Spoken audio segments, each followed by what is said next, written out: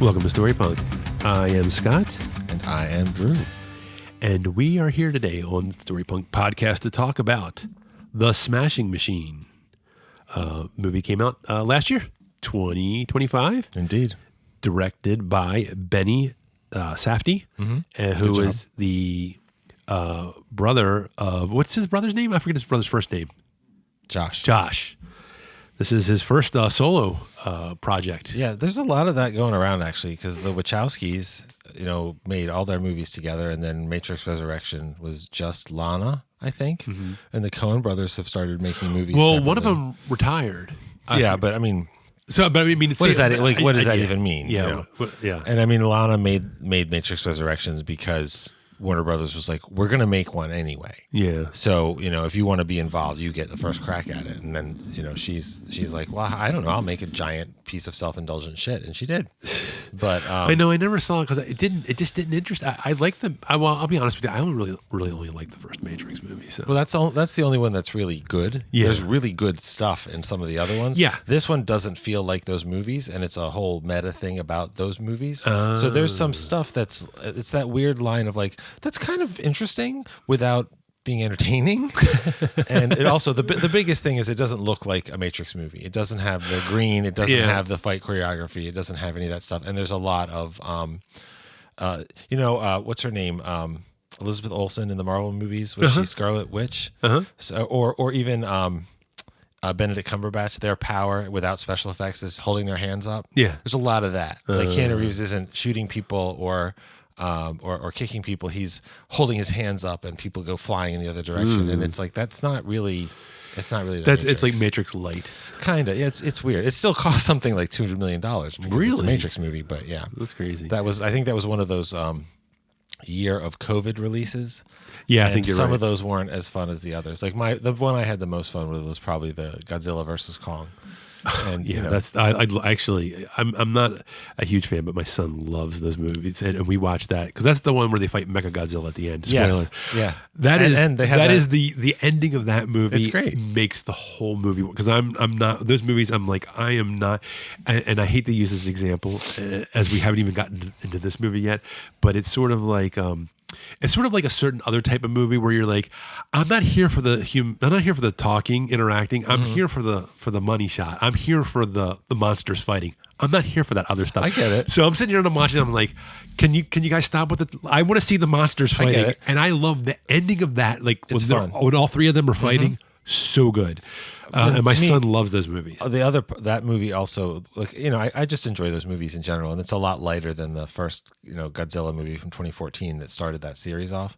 But there's that whole fight on the naval fleet in the Tasman Sea, like literally jumping onto the aircraft carriers and fighting and stuff. And it's just super silly and super fun. And if you think about it, you're like, I think thousands of people just died. So I try not to think about it. Yeah, but we don't think like about I'm that. there worried, like Kong's going to drown. You have to get the collar off of him, release him so he can fight. Meanwhile, destroyers are getting flipped over and it's all that stuff. So this movie is definitely a lot more intimate with the pain. Sure, I know people fighting. People that are listening to the first couple minutes of this podcast are like, "What the fuck? I thought this was about the Smashing Machine." So, well, we're gonna do Godzilla. Yes, we are. Sometime. Godzilla -1 is one of my favorite movies of the past few years, and the sequel, Godzilla -0, is coming out. I believe it's scheduled right now for November. So hopefully that holds. We'll talk about the first very one soon? and later this year, and we'll talk about the new one, whether it's good or not. I have a lot of faith that it will be good because I think that I'd say the people behind it are really good. It's one guy. Yeah, it's one guy driving the whole thing. Like he wrote it, directed it, edited it, did the special effects. It's not quite flow or something, but it's one of those things where it's got a real personality. And to me, my biggest reaction to this movie was that it didn't really have the Smashing Machine. It didn't really have that kind of distinct personality. Well, even though there was stuff that I really liked about it. Well, let me just say. So this movie, just a quick overview. It's basically the story of mixed martial artist and UFC champion Mark Kerr. It takes place in the late '90s, and it includes his battle with opioid addiction, and also his volatile personal relationship. And that's all the movie's really about. There's not a there's there's MMA matches too. Well, that's what I'm saying. Well, but that's you'd think that would. I don't know. It's not the movie. It's not that compelling. Which is what's really. I'm not going to deny that. It's not bad. It's not made poorly. There's some very impressive stuff in it. Yeah. But I mean, there's not a lot of meat on the bone. I was thinking that, like, where's the Rocky vibe? Well, like we're fighting and it means something to the larger story. I think sometimes it didn't feel like that. I feel like sometimes when you try to subvert the normal conventions of a particular genre, that sometimes you can go a little too far, and then you're kind of like, you. I feel like there's sort of like you can do it, and if you push it a little too far, then you've kind of broken it. And, well, you look like you're trying to do what you're doing. Yeah. So, well, look, don't forget. I know spoilers. Rocky loses. So, well, yeah. I mean, but so in this, and just a brief overview with the so Dwayne Johnson, The Rock, is Mark Kerr. You have Emily Blunt is his girlfriend, Dawn Staples, which actually, only reason I knew her last name is because I looked it up. They only call her Dawn. I mean, I don't remember them saying her last name, but and then you have well, I think she's credited in a special thanks. Maybe as a Dawn Kerr Staples. Oh, okay. Well, I know that they do have a kid together. Yeah, they do get married for a very brief period 6 of time. years, I think it says. Yeah, which I mean, when you watch the movie, like, they got married and divorced in a short period of time. Not surprised. One caption after the other. Yeah, and they are volatile folks. Yes, and his good friend Ryan Bader. And he plays Mark Coleman, who was Kerr's good friend. He was also an MMA fighter, and probably the most impressive character. I connected with him more than anybody else. I go along with that. He is actually so that guy. He's an actor, but he's also a real UFC fighter as well. So I think he brings because there are the fight scenes in this movie. Not to jump ahead too much here, but I mean they're done. I do like the way that they're done. Apparently there was a mandate from Dwayne Johnson when he brought this project to Benny Safdie, and he said, he wanted it to be like crowd perspective. Oh, so okay. they don't really do like the Rocky thing where they go inside inside the ring. It's all outside the ring. That's true. I didn't really notice that. Yeah, I didn't notice that either. I wasn't really until I read it. Yeah, and I was like, but I do feel like it does feel like you're watching like the real thing. And that was, and I guess it doesn't hurt too that The Rock does have some experience, not exactly MMA fighting, but like sort of that performance type fighting of the WWE. Yeah, no, I know who Mark Kerr is. I remember I saw the documentary. I didn't 20 know years it at all. ago. Yeah. I didn't watch. I've seen UFC fights. I like some of that stuff. I wasn't watching it in the late 90s, early 2000s, so I didn't see his fights or anything like that. But one of the potential problems of a movie like this, it doesn't have. I believe that Dwayne Johnson is Mark Kerr, the skilled wrestler and fighter and all that stuff. And also, I didn't know he put on 30 pounds of muscle for this movie. He's never been as big as he is in this movie. He was never that big as a wrestler in action movies or anything. And I mean, if you look at videos of Mark Kerr, because Mark Kerr's smaller now. I mean, it's been a long time, but he retired in like 2006 or 9 or something. I think 2009. I think. Yeah, but I mean, Mark Kerr was a very imposing man. Yeah, and they sell that with the performance. And so some of the themes that they deal with in the movie is, of course, the heavy cost of addiction, that sort of that journey of going from addiction to sobriety, the perils of toxic relationships, because the relationship between Mark and Dawn, very toxic. Yeah, very ugly. And then also sort of as a secondary theme, you have like the idea of the strength of true friendship. So Mark Coleman and Mark Kerr, Mark Coleman's his one, well, I wouldn't say he's one true friend, but probably his best friend, because he also has the guy, Baz, who is the trainer, who is actually plays himself. Yeah, Baz Rutten plays himself, and so that's. I mean, he's friends with him as well. But I feel like the Mark Coleman is the one who was like, when we have sort of the lowest point of his addiction, of Mark Kerr's addiction when Dawn finds him like passed out. Like Mark Coleman's like, I'm getting on a plane and coming there to see him. And that's where he has like sort of the most emotional moment of the movie where he actually breaks down when Mark Coleman, and I feel like I have to say his full name since they're both Mark. Yeah.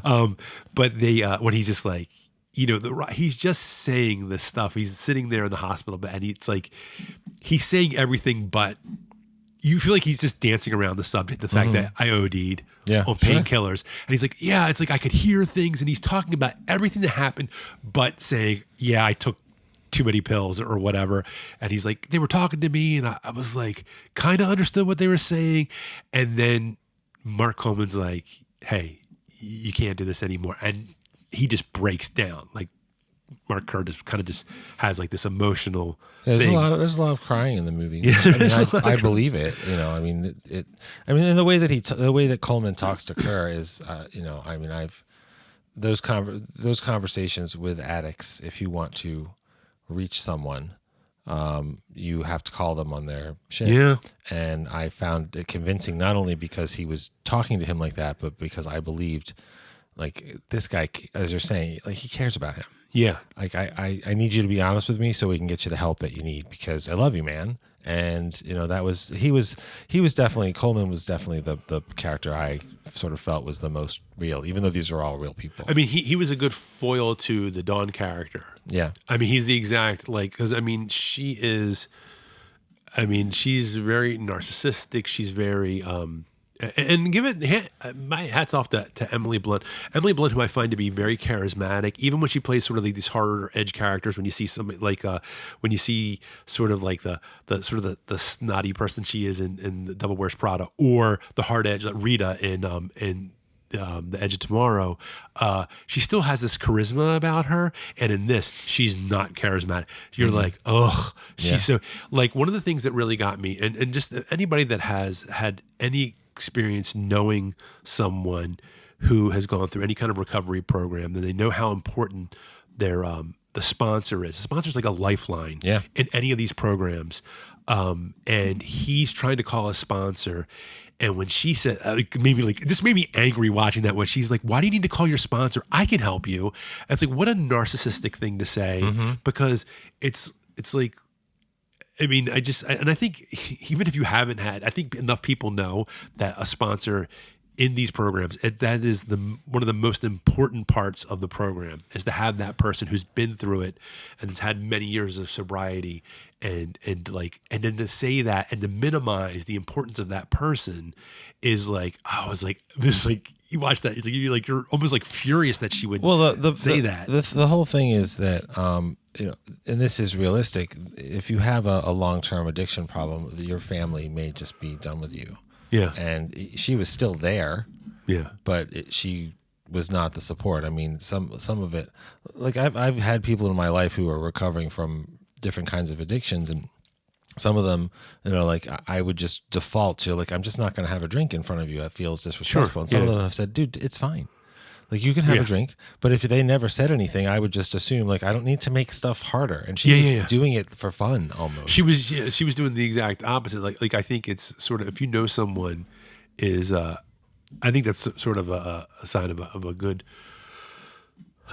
it's I guess a green flag as far as friendship or family member that you, if your default is, if they don't say anything and you know they're in recovery, they're sober, to not drink or do that in front of them, then as opposed to be like, if they don't say anything, well, they didn't say anything, right? So I'm gonna do, like, I think if your default is to not do it in front of them, I think that's I kind of feel like that's the way you should do it. Yeah, it's kinder. Yes, instead of making someone have to justify why you shouldn't do. Well, but also if you have an addict in your life, you have someone who and there's a big scene where she basically is yelling at him that he never lets her in, and he doesn't, like it's almost like she's saying, I know that you're training, I know that you are fighting, I know that you want to win. You're not telling me what that is. You're not telling me what that feels. You're not telling me what that means.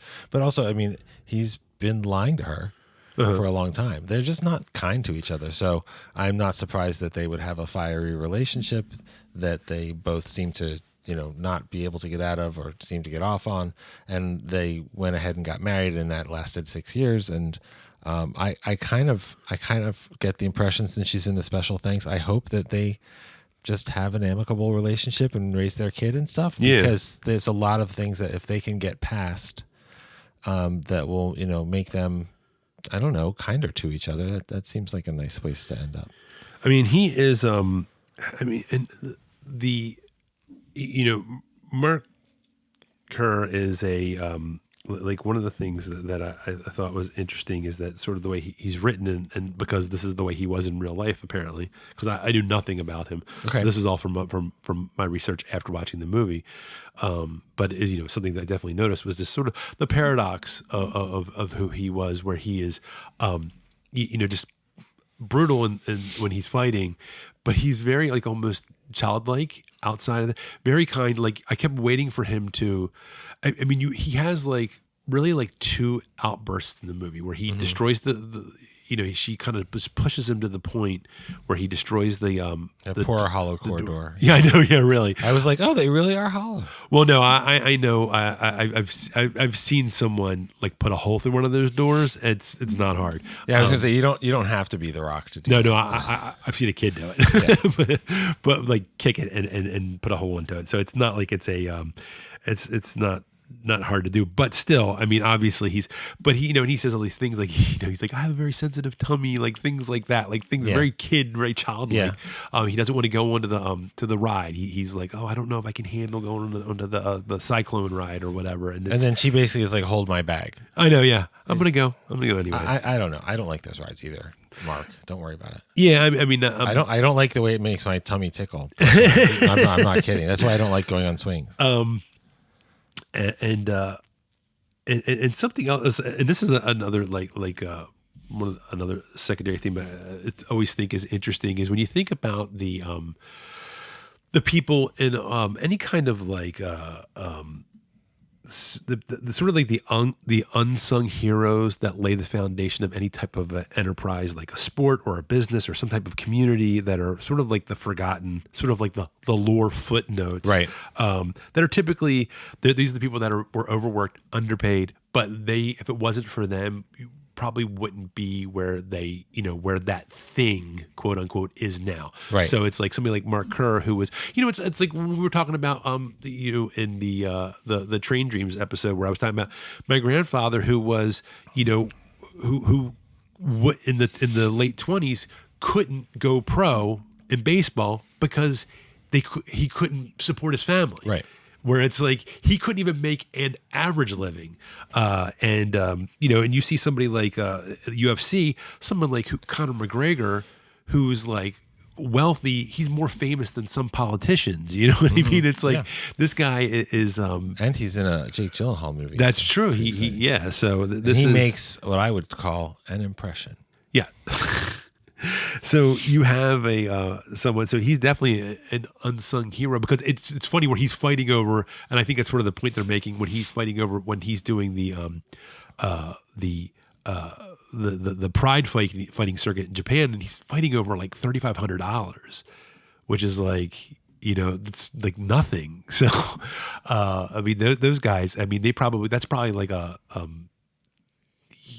probably how much they spend for a pair of shoes. Yeah, right. Well, you can look at stuff today, like if you're in the NHL. Yeah. And I'm thinking about these two U.S. Hockey teams that both won gold, men's and women's, and putting aside the uneven treatment, celebrating that. If you're an NHL player, I looked it up. I think the minimum salary for the NHL men's hockey is like $775,000. Yeah. There is a professional women's hockey league. It ain't that kind of money. I'm not talking about why that is, and you get $775,000 because you're making the person who's paying you that a lot more money than that. Sure, fine. But in terms of like, I could play baseball. I could play, not me personally. I could play minor league baseball and never get to the majors, and I'm not gonna have a lot of money. Yeah. But you have an opportunity to do that, and your family, there was somebody who got the opportunity to do that, and that's really cool, but also it has to meet real life. Yeah.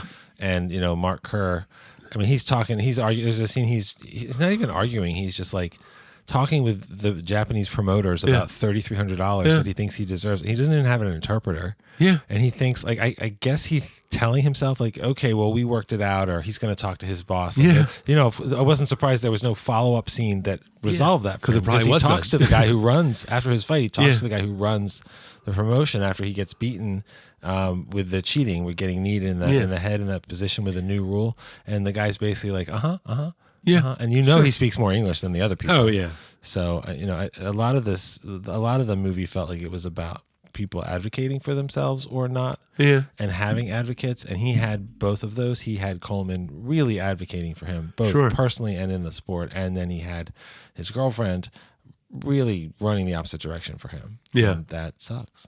Yeah, I think that when you think about someone like these people, like when we talk about like as a sport is sort of at a certain stage too. I mean, look at the women's NBA. Caitlin Clark, arguably one of the most famous. Regardless of whether you want to argue about her. I mean, I don't know what her actual skill level is, but she seems to be pretty good, and she's certainly very famous. People that don't really follow the sport know who she is. Yeah, so I always think that, but yeah, and that is she makes how much she makes? $70,000 a year. I mean, like that's insane. She makes all of her money, most of her money from endorsements. Right. Does that are those decent benefits? I have no clue. I mean, it's America, so probably not. But yeah, probably not. But anyway, the one of the other things I do want to talk about is that I was going to say The Rock. I should call him Dwayne Johnson. But it's just like, I think, I'm so used to calling him The Rock for so many years. But I do feel that this is certainly the best I've ever seen. Dwayne Johnson, definitely his best performance. It's very understated. I feel like everything that makes him The Rock has been stripped away. Everything's very... And especially, and I think it's because of this guy, Mark Kerr, because of the way he was. He seemed like he was a very kind person, despite being like this, very just the sort of this force of nature in the ring. He was, it's like they make that very clear at the very beginning, the very first fight. He beats the shit out of that guy, and then he's like, "Is he okay? Is he okay?" Right, he keeps going over. Like they're like, "Back up." He's like, "Is he okay? I just want to make sure he's okay." And it's like, a lot of these guys, they don't give a shit about that. They know that they won, and it's funny because it is a paradox because he's so into winning. He even says it's like orgasmic. It's like he's addicted. I mean, not only is he addicted to opioids, he's addicted to winning. That's clearly his personality. Yeah, yeah, he's addicted to winning, but not at the cost of his empathy, though, which is interesting. Which is not. That's very unusual. Yeah. People that are that into that usually don't care at all. And he is sort of this walking paradox for sure. I feel like the just the dialogue in general is that he's it's just very understated, and it is, like I said, all that The Rock stuff. Where I feel like The Rock, Dwayne Johnson, when he acts, every time that you say The Rock, you have to write Vince McMahon a check. I just said it, so now we both have to do it. They just bill it to the Storybunk. Storypunk.com. The Storybunk podcast. But with the way that when he's in a role, he's always like this. He's very hyper present, I guess, is the best way to, but not always in a good way. You know what I mean? Like it's almost like hey, I'm an actor in a movie. That's the way I always feel when I see him in a movie. And he's definitely a movie star, as opposed to an actor. He definitely gives that vibe in every movie that he's in, except for this movie. Yeah, he's good in this movie. He's very good in this movie. But also, I mean, I think he deserves a lot of credit for wiping away The Rock. Yeah. He's not. I mean, it's funny. Like, I actually really enjoy the Jumanji movies that he's in. And some of the joke is him, like a guy, like he's a character in a game that these kids get sucked into. And the person who is playing him is a much more timid teenage boy. Yeah. And they have a lot of fun with, well, you look like The Rock, you feel like The Rock, you can smolder, all that kind of stuff. And I think a big part of, as you said, wiping away The Rock that works is Dwayne Johnson's doing a good job. But also, I don't know if you want to talk about the makeup now. Or yeah, not. we actually can. But I remember when I saw the first trailer for this movie, at first I thought actually that it was the documentary, and I didn't understand, like it was a re-release, and then I realized it was a new movie. Yeah. And then I didn't realize that it was him. Yeah. Like I had probably heard that he was going to be in a Smashing Machine movie, but I really didn't recognize him. And I always like that when they kind of fool me with that. But then I realized later, like, it's not just his face, which is Oscar nominated makeup for this movie. Yes. I mean, it's actually their only Oscar nomination. Right. I think. They covered up like all of his Samoan ink and everything. Like he has tats all over his shoulders. Yeah, I didn't even think about that because I know he has at least one arm almost. He has a ton, all down to the elbow, of ink, and it's all. I mean, Mark Kerr doesn't have ink, so yeah. It's got to be. It's different than like painting up somebody with creature prosthetics, except it really isn't, because they really changed his whole face. And yeah, I there were times where I really didn't see Dwayne Johnson, and I thought that was pretty cool. Apparently they used 22 prosthetic pieces. Wow. And the makeup designer was Kazuhiro.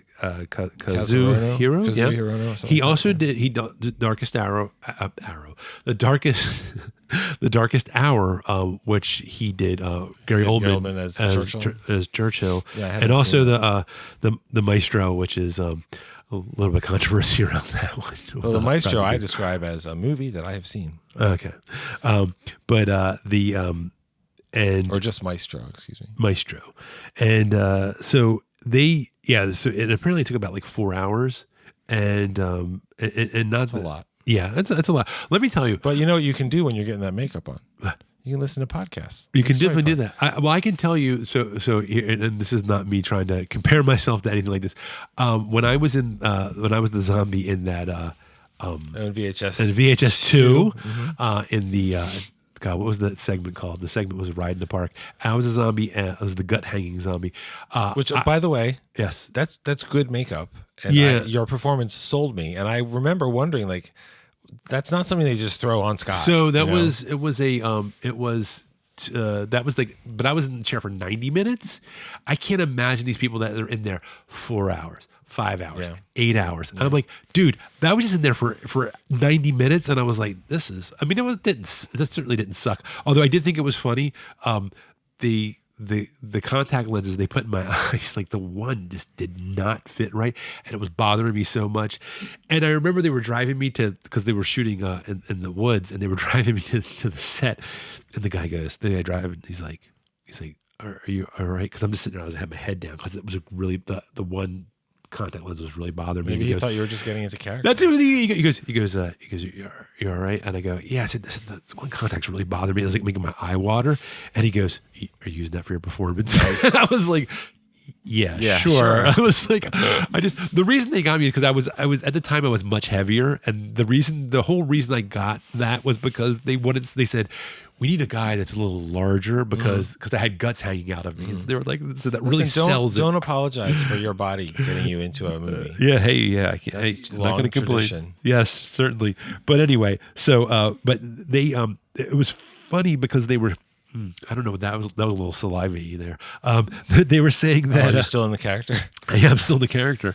If you see a mountain biker ride by, all of a sudden your mouth waters. It was it was only like 15 years ago.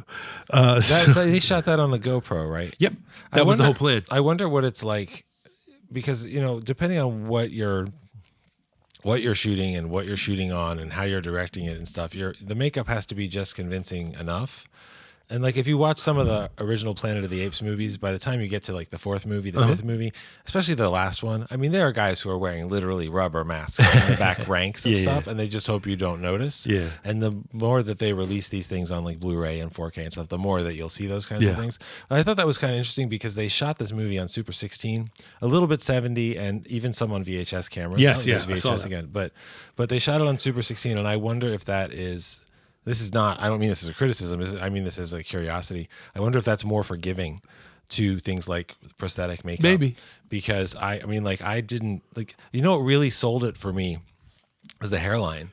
Yeah, Like I don't know. I just they believed, used like a brow bone prosthetic. Yeah, he looks like Mark Kerr. It's crazy. Well, part of what they did, the reason they used, like, they shot some on VHS and some on 16 millimeter was to give it that bootleg feel, because a lot of the Japanese the Pride League, I guess they call it a league, whatever, but that fighting, the only way you could watch it here in the U.S. was people recording it, sending it, getting like basically bootleg copies. So they kind of want to simulate it. That was like, oh, you're watching this as like a bootleg of the Pride fights.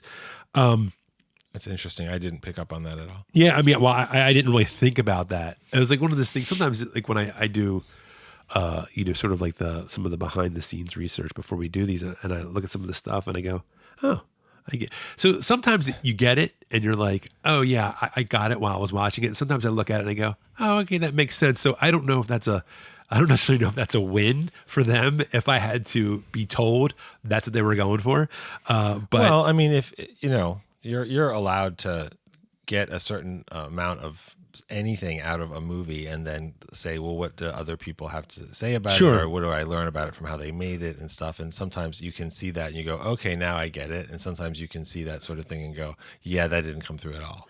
It took 20 makeup artists 4 hours every morning to apply all the makeup on Dwayne Johnson. I thought you were going to say that was just for Emily Blunt's 90s makeup. No, and then but the funny thing was that apparently the prosthetic nose they used for Dwayne Johnson kept falling off during the fight scenes. Oh. So they had to repeatedly reapply it. Well, it's just funny because that makeup, like when I lived in LA, I went to West Hollywood for the big Halloween festival parade thing. And it's funny because you're in Los Angeles. So you see people and you're like, oh, those guys this was in the late 90s, this period of time actually. And you're like, oh, those guys, they look like the vampires from Buffy the Vampire Slayer. And then you like go introduce yourself to people because you're just meeting people. It's fun. And then you're like, oh, those are the makeup guys from Buffy the Vampire Slayer. But here's the thing.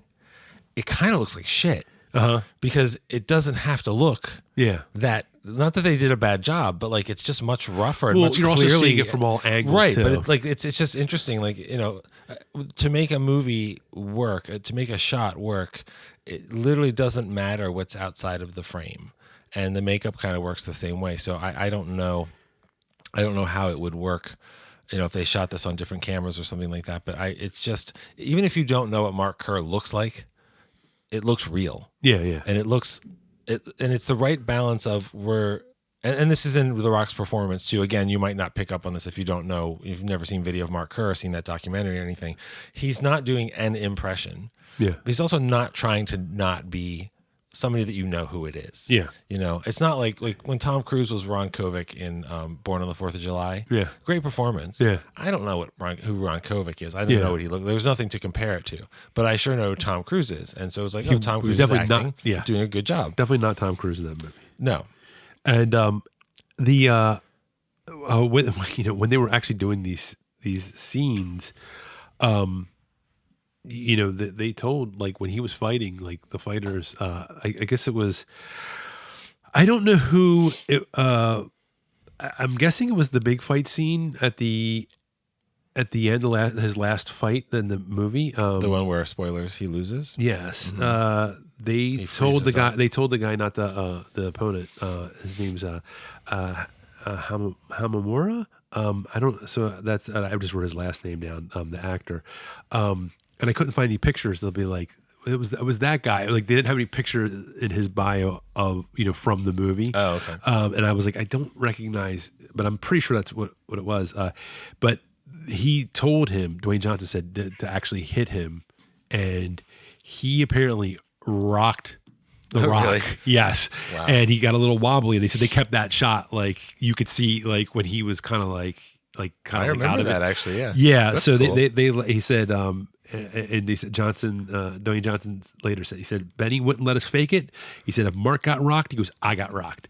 And so, I mean, that stuff all works. They sell it. Also, and let me ask you what you thought about, what did you think about them using the jazz for the the music.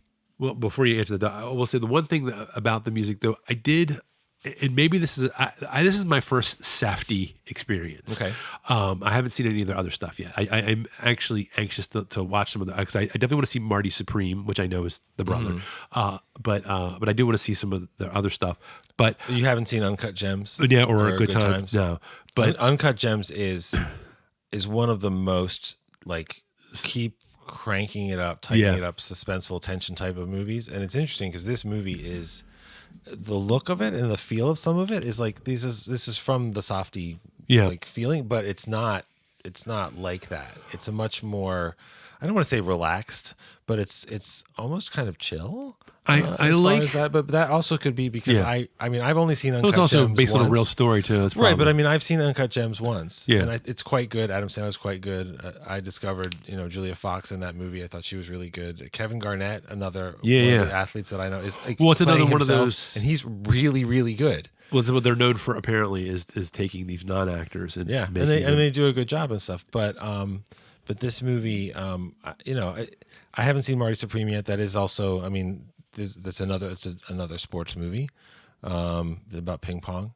But I'm curious to see. Like, I'm not surprised that those guys could go separate ways and still make good movies. Yeah, but they do feel different. I wonder if they feed off of each other. Like, you hear stories about, again, the Wachowskis directing together, and people are like, they're like one mind the way that they work together. And I don't know if that's how the Coen brothers feel on set or the Safdies feel on set. So when they break up and do separate stuff, it's interesting to see who who makes what feel like what. That's why one of the reasons I'm curious to see Marty Supreme.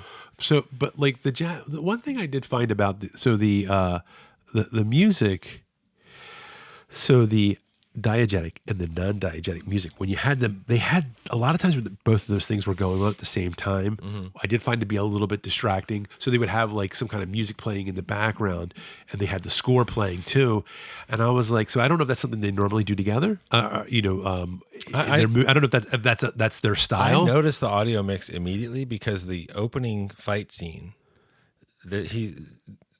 Mark Kerr is giving a monologue over the fight. Yeah. And the music is mixed hot. You really, like, I had to put the subtitles on. I couldn't tell what he's setting up the story and stuff. And the music in the whole movie was mixed hot. It wasn't like the Christopher Nolan thing where you're like, you deliberately don't care if I can understand that.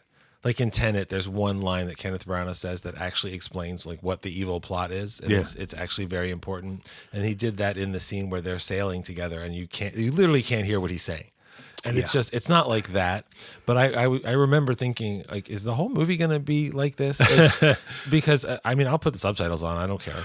But it was weird because when they did the overlapping thing, like what you're talking about, I guess you're just trying to give me some tension, like what Mark must be feeling wrestling with addiction and his challenges as, wanting to be the best fighter and all those kinds of things. But it got to be kind of grating. Yeah. Well, it's like when he's arguing with Dawn, they were doing that. They were playing like there's music playing in the house. But then there's also that. It reminded me of when, if you ever see like when these people do these like, YouTube short edits from a movie, and they're playing their own music over top of like you can hear the score from the movie, and you're like, what the fuck are you doing? This is too much. And there was a couple times where it was a little bothersome, where it was like, this is a moment when when Dawn and Mark are fighting. They're having, well, not fighting, but they're arguing, I should say. That would be much of a fair fight. They're not fighting like he does professionally. So yes, but and you hear that, and you're like, wow, like I'm trying to like get into that moment. I'm really being taken out of it because I'm hearing like Squeeze's Tempted, and I'm also hearing this like jazz score, and then I'm hearing them fighting, and I'm like, or arguing, and I'm like, like, okay, my mind is like, it's like I'm being pulled in too many different directions. But what did you think about like jazz during the actual fight scenes? Did you like that, or did you find that distracting? Or? I didn't really like the fight scenes. Maybe the idea that they're going to keep me as an audience member and not go in the ring with them the same way. Maybe that kept a distance for me that they wanted. But there's a reason I'd rather watch a UFC fight that I'm interested in on television than in the arena. You don't feel the energy of a crowd kind of thing. But if I go to a UFC fight, I mean, I could sit, I don't know, 500 feet away, and I can't really plus see. That's real, too. Well, but I mean, like, I can't really see what's going on. Yeah. And, you know, it was like the opposite of what Michael B. Jordan did when he directed Creed 3, where he did when he's having a fight, especially against Jonathan Majors, his brother / the villain-ish of the movie, he made everything fall away. Yeah. And it was just the two of them. Yeah. I think sometimes even in black and white or something. And like everybody's trying to do different things and different ways of doing this, all this kind of stuff. I feel like I wasn't really involved. I wasn't really involved in the movie. I wasn't really involved in the fighting. So the noise of the crowd probably blended into the noise of the music, which I don't know. I didn't really notice. I know there were a lot of needle drops in the movie and stuff. But I think like to sort of to your point that you're more invested in watching a real MMA fight because it's real. Well, and I think that's might be why you weren't feeling connected to the movie, because it's a movie. No. Okay. Because there's a lot of sports movies that I love. Mm-hmm. I don't care about the sport. Well, no, but I'm talking about their choice to try to make it feel like you're watching it on TV. Because it isn't. Because it isn't real. So it's sort of like, oh, we're going to make it feel like, but it's like, oh, well, what if you, like, imagine if you did a baseball movie that way from the stands. Yeah. And it's not a real game. You're like, what? I gotcha. So I think that maybe, and I could be wrong. I like a good baseball game where almost all the players are ghosts that walked out of the court, and then they play a whole bunch of other dead baseball players. So sort of the idea was the jazz was almost sort of like a metaphor for fighting. Was the idea that I didn't get that at all. Well, I mean, yeah, I feel like this is one of those things where it needs to be explained to you, where that the idea that the way jazz is sort of a little more can be a little more improvisational, a little more spontaneous, and sort of like a fight. That's what they were going for. Mm-hmm. And so I mean that's fine. I mean that's the way that you see it, and that's the metaphor you're going for. More power to you. And I'm trying to think if there's any. I mean, this is really. I'll be honest. Like. Sort of my final thought on this, and then feel free to jump in with anything else. I have a few more things. Yeah. Okay, but my final thought on this was that it's a there were some good things. Like I feel like the acting was the thing that really kind of drew me to this movie, but overall I did feel like there was something missing. It's sort of like do you ever like here I'm going to get another one of my food analogies, but do you ever make there's a recipe that you have, and maybe it's something you've made before, and you're like, there's something missing. Sure. I don't know what I did, and that's what I felt. This is what I felt like watching this. It was like there's something missing. I'm not feeling that spark, and I think maybe it is because they were trying to intentionally subvert your normal. It's not your normal shiny type of sports movie. It's not a Rocky. He doesn't have this, like, he has a little bit of a redemption, but it's almost like. It's like I get the fact that was an early sort of like founder, or one of these the early stars of MMA, mm-hmm. But other than that, you're almost like, why did they like? I didn't feel the story was super compelling, because it's even when whenever he became sober, it was like. He did it, and it's great, and I applaud anybody that goes through it, because it's not easy. But it was sort of like.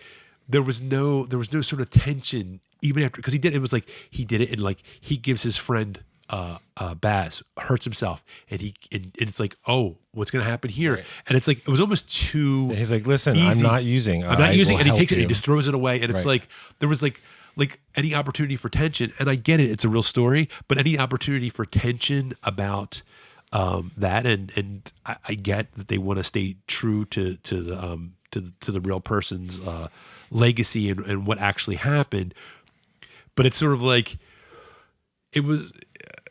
I just feel like there's so many addicts that go through this. It just felt very simple after he went to rehab, and it was like, I'm done, and it's nothing, like it doesn't, and it was like almost felt too simple. Maybe it is for some people, but not for a lot of people. If you read about him, not that you're not missing this on purpose or anything. If you read about him now, I think he's been sober for 7 years.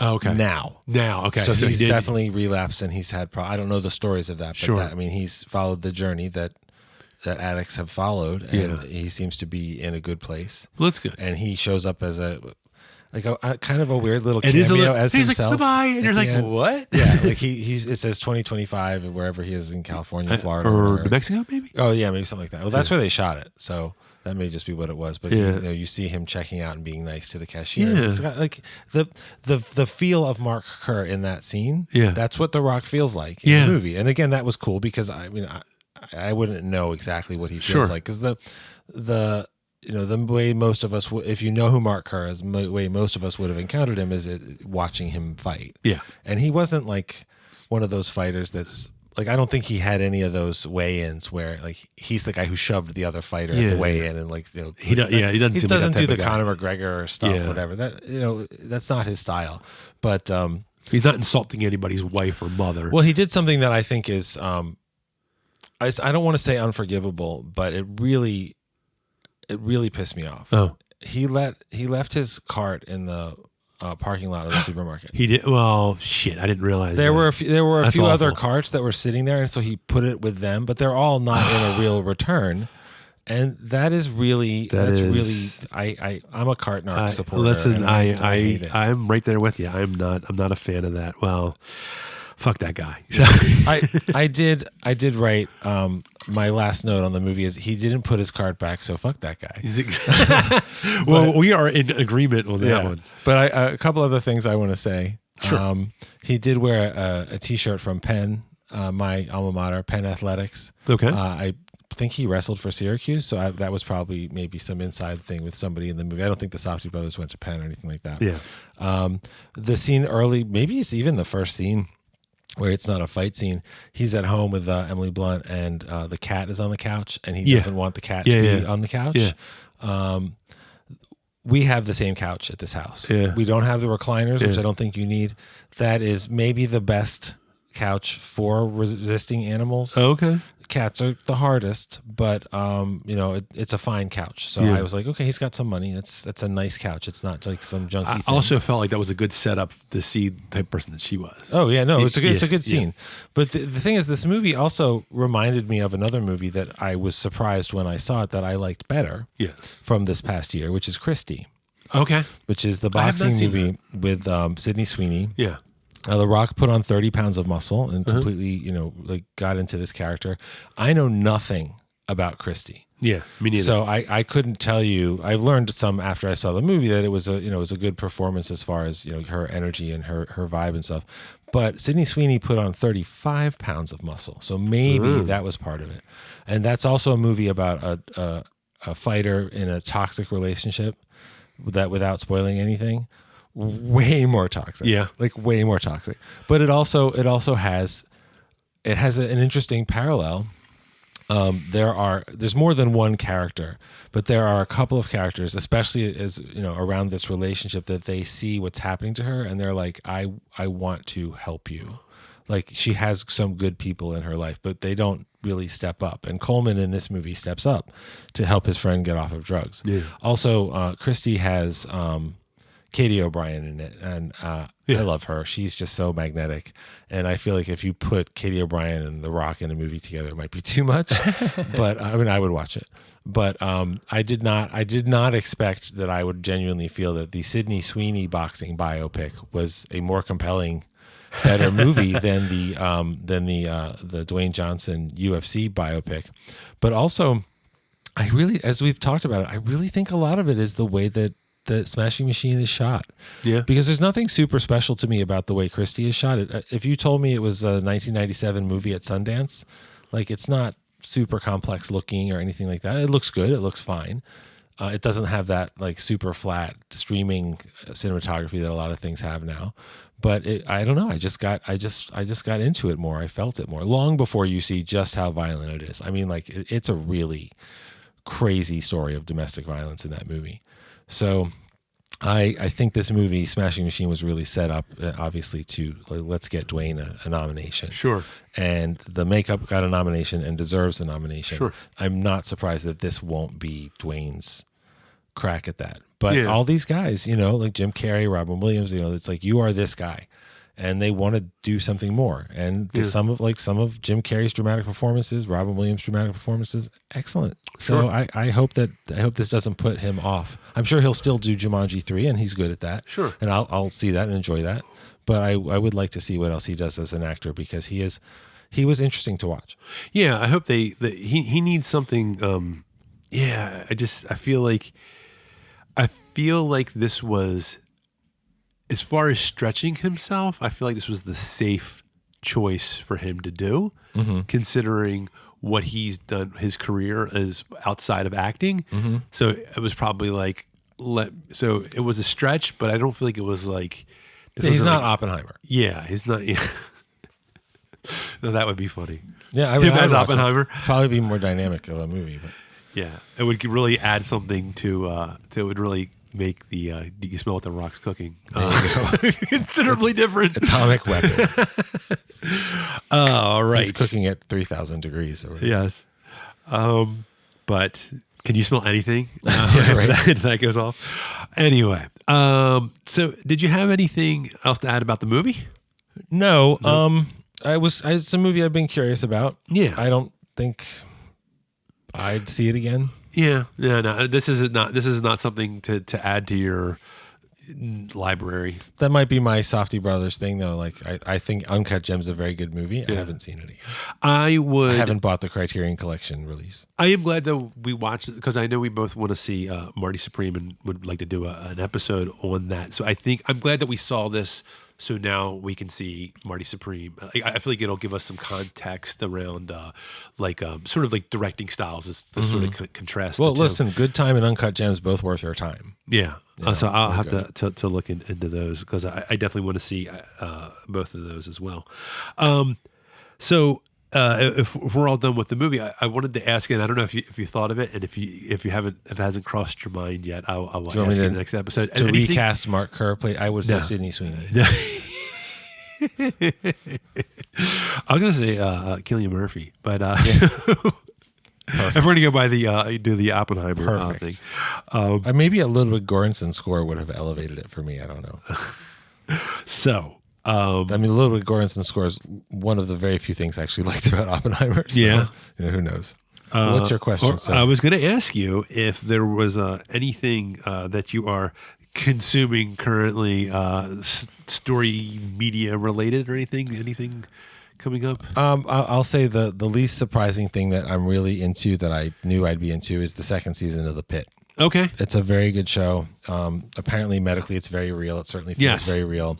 I've watched some doctors dissect the episodes online, and it's all very positive. Well, apparently, they have like ER doctors, very experienced ER doctors. Well, they have Noah Wiley, so ER doctors. But actual clinically trained ones. I understand. And they just kind of, part of what they're consulting is this is what it would look like, this is what you would do, this is the language, like all the stuff that George Clooney had to write on his hand so he wouldn't forget, which he'll tell you. I'm not calling him out. No, I know. But these are like real stories of real ER stuff, and so it's a naturally dramatic place and everything. But there was a scene in the last episode, was episode 8, and a really large guy came in, like over 400 pounds. Oh yeah. And the way that they treated him, both as a person and medically, it was very sweet and very kind and very real. And this is a less intense season than last season. Last season has a whole, like the second half of the show is there's a mass shooting. Yeah. It's great. Yeah. Great drama. Really upsetting. The mass shooting's not great to be the storyline. The shooter did a good job, I guess. But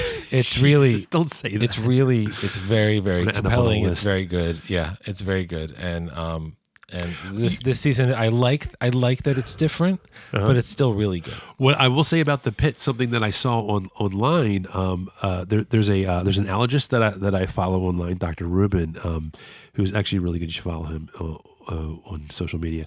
But he talked about a specific episode where they were, and it's something that I'm actually going to look into now, about penicillin allergies. Apparently, as you get older, that people that thought they were allergic to penicillin, you should get retested because you actually might not be really allergic to penicillin, they give, and I'm not going to go into it now. There's a variety of reasons why you may think that you were allergic to penicillin, and I've always said that I'm allergic to penicillin. So when I go for my annual checkup, I'm actually going to ask about getting.